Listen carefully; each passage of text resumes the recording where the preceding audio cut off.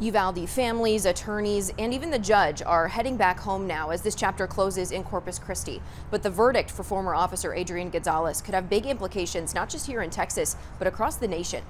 In each of the 29 counts, we, the jury, find the defendant, Adrian Gonzales, not guilty.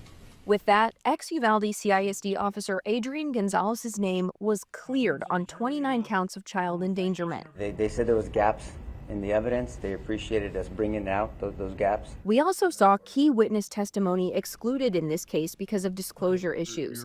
Jonathan Chavez, an outside attorney, says this isn't totally uncommon in cases with such large amounts of evidence. A lot of times stuff like that will just get looked over. It doesn't mean that it's not wrong and that it won't get excluded. As for what comes next for Gonzales, just picking up the pieces and moving forward. this verdict could have implications for school police officers nationwide. This is the second acquittal for an officer charged with his role in a mass shooting. Mark Eiglarsh represented Scott Peterson, who responded to the Marjorie Stoneman Douglas school shooting in Florida. What I was surprised about was that prosecutors ever brought these charges against him.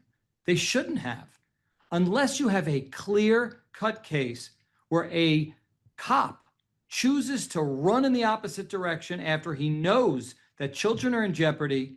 Then you don't bring a case like this. But the Gonzales case won't be the last. Former Uvalde CISD Chief Pete Arredondo will eventually face trial. His attorney tells me they've always had confidence that Arredondo will be acquitted. If you examine his behavior on that day, it was quite heroic.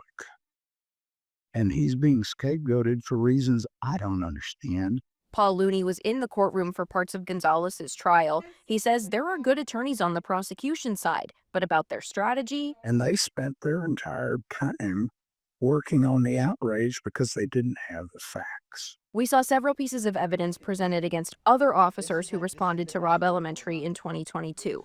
Attorneys tell us the DA could pursue charges against them, but it's unlikely since they cooperated as witnesses in the Gonzales case. We still don't know when former Uvalde CISD Police Chief Pete Arredondo will face trial. The Uvalde County District Attorney wants Border Patrol agents to testify, and until another judge makes a decision on that, we won't see a date set in the calendar yet.